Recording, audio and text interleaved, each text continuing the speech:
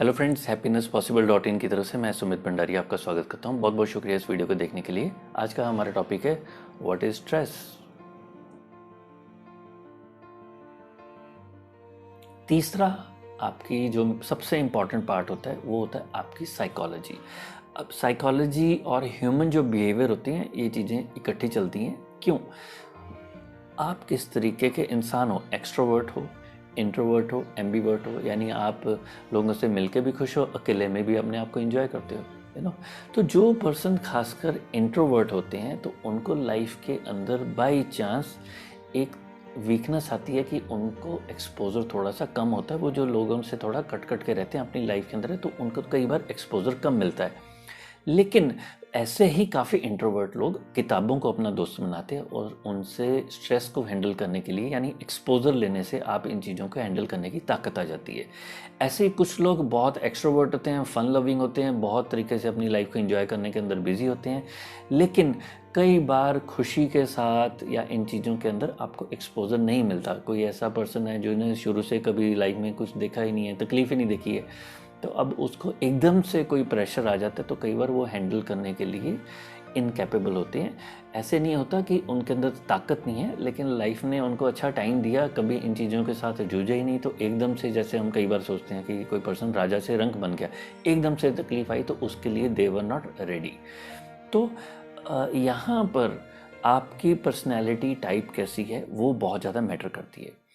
तो एक सॉल्यूशन की बात नहीं कर रहा हूँ, एस्ट्रोलॉजी आपको इसके अंदर बहुत ज़्यादा हेल्प करती है, एक्सट्रीमली। एस्ट्रोलॉजी इसके लिए नहीं होती कि आपने पैसे दे के किसी से पूछा मेरी लाइफ में कितना पैसा आएगा, ये आएगा, नहीं।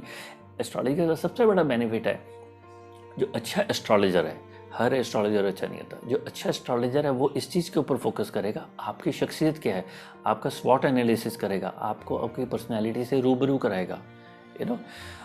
तो आपके नक्षत्र क्या हैं, इन सारी चीज़ों से आपको बहुत क्लियरली पता लग जाता है। आपके सामने एक तरीके की क्लियर पिक्चर आ जाती है, 99% आपको पता लग जाता है आप क्या हो, यू नो। तो अगर कोई पर्सन इंट्रोवर्ट भी है, थोड़ा सा इसका एस्ट्रोलॉजी पे विश्वास है, अच्छा बाई चांस तकदीर से, नसीब से अच्छा एस्ट्रोलॉजर मिल गया, ज़िंदगी में आ गया, यू नो, तो it can create wonderful opportunity for him कि उसको मालूम है कि मैं क्या हूँ।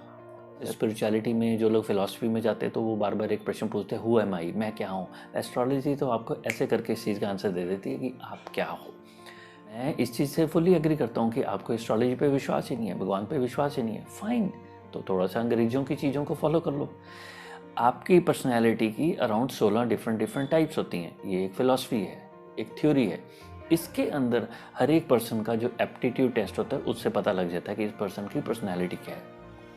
कुछ लोग जब इंजीनियरिंग के बाद या कहीं नौकरी के ऊपर जाते हैं तभी जाके आपको एप्टीट्यूड टेस्ट होता है। आप अपना एप्टीट्यूड टेस्ट खुद भी कर सकते हो, काफ़ी ऑनलाइन टेस्ट अवेलेबल होते हैं। उन टेस्ट को करके आप रूबरू होते हो इस चीज़ से कि मैं क्या हूँ, मेरी पर्सनैलिटी क्या है, मेरी शख्सियत क्या है। ये चीज़ें आप खुद भी कर सकते हो। लेकिन जब आप कोई चीज़ों को खुद करते हो तो वहाँ पे आपकी रिस्पॉन्सिबिलिटी भी बनती है, एक आपको उन चीज़ों को एनालाइज करने की क्षमता भी होनी चाहिए, यू नो। जैसे एस्ट्रोलॉजी में कई बार ये बात की जाती है कि जो मृत्यु का टाइम है उसको डिस्कस नहीं करना चाहिए, लेकिन अगर कोई पर्सन सेल्फ स्टडी कर रहा है और बाई चांस उसको नॉलेज नहीं थी और उसने इस चीज़ को देख लिया कि शायद 42 की एज में, 59 की एज में मेरी डेथ होनी है, शायद, लेकिन उसको कंफर्मेशन नहीं है, तो आपने अपनी ज़िंदगी में कितनी बड़ी स्ट्रेस ले ली है, यू नो। वरी आ गई, आपको मालूम भी नहीं है, भी हो भी सकता है, नहीं भी हो सकता। तो it is very important to venture on a path जिसमें आप हैंडल कर सकते हो, तभी गुरु या मेंटोर या गाइड की ज़रूरत पड़ती है। तो चौथा जो मेन पॉइंट होता है वो होता है फिज़िक्स, या हमारी बॉडी की जो फिज़िकल स्ट्रेंथ है। अभी क्या है कि कोई भी पर्सन किसी भी हालात में है वो हर टाइम सांस ज़रूर ले रहा है। हमारी जो ब्रीदिंग है, यानी जिस तरीके से हम वायु को ले रहे हैं, यू नो, ये हमारी स्ट्रेस को हैंडल करने में या स्ट्रेस में आने के लिए बहुत बड़ा कारण होता है। देखिए, अगर मैं सिर्फ साइंस की बात करूं तो हमारी जो बॉडी है, बॉडी के अंदर जो हमारी लंग्स होती है उसकी कुछ वो एक तरीके का एयर सक्शन और एग्जॉस्ट का एक तरीके का पंप है।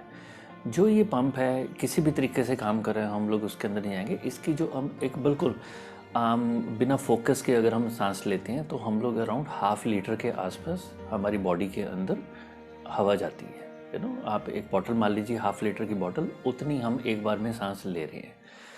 अगर हम किसी भी तरीके का प्राणायाम करते हैं, या मैं कोई ब्रीदिंग की एक्सरसाइज कर रहा हूँ, या मैं जॉगिंग कर रहा हूँ, किसी तरीके के ट्रेडमिल के ऊपर भाग रहा हूँ, कुछ भी किसी तरीके का डांस, कोई जुम्बा, किसी भी तरीके की एक्टिविटी कर रहा हूँ, तो नॉर्मली अगर उसको थोड़ा सा बहुत एक्सटेंसिव ना किया जाए, लेकिन अगर मॉडरेट वे में भी किया जाए, यानी आपने 15-20 मिनट रनिंग कर ली, 15-20 मिनट डांस कर लिया, जुम्बा कर लिया, कुछ भी कर लिया, तो उससे आपकी जो उस एक्टिविटी के दौरान ये जो ब्रीदिंग की हमारी कैपेसिटी होती है, यानी जो हम वॉल्यूम ऑफ एयर ले रहे हैं, वो रफली 4 या 4.5 लीटर के आसपास हो जाती है। तो जो एक अच्छा प्रोफेशनल स्पोर्ट्स पर्सन है, वो रनिंग कर रहा है, तो उसके लिए वर्ड बार बार यूज़ किया जाता है कि भी इसके अंदर स्टेमिना कितना है। तो स्टेमिना का मतलब कोई पर्सन क्या 3 फ्लोर बिल्डिंग के चढ़ सकता है, 10 चढ़ सकता है, या 50 चढ़ सकता है। तो वो जो लंग्स हैं, लंग्स जवाब दे जाते हैं कि नहीं, इससे ज़्यादा हम लोग नहीं कर सकते, क्योंकि बॉडी में किसी भी मसल को भी रनिंग के लिए ऑक्सीजन चाहिए।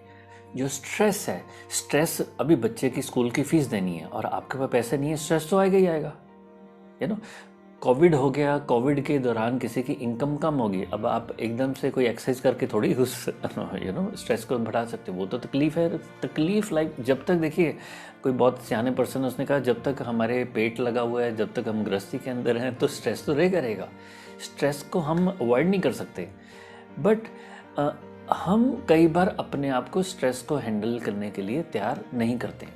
बहुत सिंपल लैंग्वेज में बात करूं, बहुत सिंपल लैंग्वेज में, जो हमारा खाना पीना है, या हम लोग फिर वही बात कि किस नक्षत्र में पैदा हुए थे, तो हमारी बॉडी की स्ट्रेंथ उस तरीके से डिफाइन हो जाती है। जैसे किसी पर्सन का बचपन के अंदर ही म्यूज़िक का शौक़ होता है और वो बहुत खूबसूरत गाता है, तो अब उसने पैदा होते ऐसे थोड़ी है कि भी कोई एक्सरसाइज की या कोई गुण लिया, भाई पैदाइशी कुछ चीज़ें मिली होती है। जैसे हम कोई बहुत ब्यूटीफुल पर्सन उसके बारे में बात करते हैं कि भी ही और she is very beautiful, somebody is very handsome, तो ये गॉड गिफ्ट होती है। गॉड गिफ्ट क्या होती है, यहाँ पे एस्ट्रोलॉजी का रोल आ जाता है कि भाई हम क्या स्ट्रेंथ और वीकनेसेस लेके पैदा हो रहे हैं। अब यहीं पर बात आती है हमारी जो ब्रीदिंग की हम बात कर रहे थे, तो ब्रीदिंग के अंदर हमारी जो दोनों नॉस्ट्रल्स होती हैं, जो नाक होती है, अगर आप थोड़ा सा साइंटिफिकली इसको पढ़ेंगे कहीं पे, तो आपको पता लगेगा हम अल्टरनेट ब्रीदिंग करते हैं। 1 घंटा हम एक नाक की तरफ से सांस लेते हैं, 1 घंटा हम इधर से लेते हैं। और जब भी हमारा अगर बॉडी के अंदर स्ट्रेस हुआ तो ये बैलेंस हिल जाता है, या हमें कोई तकलीफ़ होती है, फिज़िकल प्रॉब्लम होती है, कोई बीमार हो जाए, तब भी ये बैलेंस हिल जाता है। तो जो फिज़िकल और मेंटल, यानी लेफ़्ट नॉस्ट्रिल या राइट नॉस्ट्रिल, या सूर्य नाड़ी और चंद्र नाड़ी, हम सिंपल बात करते हैं कि बॉडी में गर्मी भी ज़रूरी है और ठंडा होना भी ज़रूरी है। तो अगर डाइजेस्टिव सिस्टम ही मेरा काम नहीं करेगा, बॉडी के अंदर एसिड ही नहीं आएगा, तो हम लोग खाना पचाएंगे कैसे?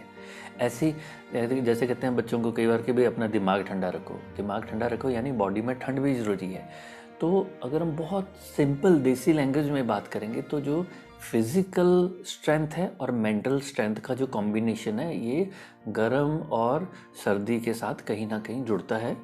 तो अगर हम 500 ml यानी आधा लीटर ही सांस लेते रहेंगे, तो जब भी कोई स्ट्रेस की सिचुएशन आती है, उसको हम हैंडल करने के लिए सक्षम नहीं होते।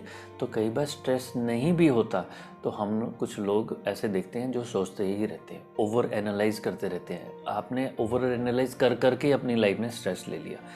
काफ़ी पेरेंट्स ऐसे होते हैं, हर पर्सन की मदर ऐसी होती है जो हमेशा बच्चों की चिंता ही करती रहती है। आप पेरेंट बनेंगे, आप भी बच्चों के बारे में सोचते रहेंगे। वंडरफुल, बहुत अच्छी बात है, लेकिन excess of everything is bad, right? तो इस चीज़ को थोड़ा सा, इस चीज़ से आप को रिलेट करिए कि जब कोई पर्सन अपनी किसी भी तरीके की फ़िज़िकल और मेंटल बैलेंस को मेंटेन करने के लिए कोई फ़िज़िकल एक्टिविटी नहीं कर रहा, या कोई पर्सन मेडिटेशन नहीं कर रहा, प्रॉपर कहीं पे जाके एसोसिएट करके अच्छी इन्फॉर्मेशन नहीं ले रहा, तो ये जो हमारा साइकोसोमेटिक जो बैलेंस है, वो जब डिस्टर्ब हो जाता है, तो हम लोग किसी छोटी सी सिचुएशन के अंदर भी जल्दी जल्दी स्ट्रेस ले लेते हैं, राइट?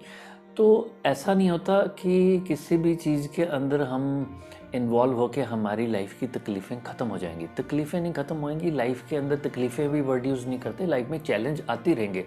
कभी कोई बीमार हो गया, कभी किसी पर्सन को कोई बाई चांस किसी की नौकरी चली गई, कोई पैदा होते किसी को कोई फिज़िकल डिसऑर्डर था।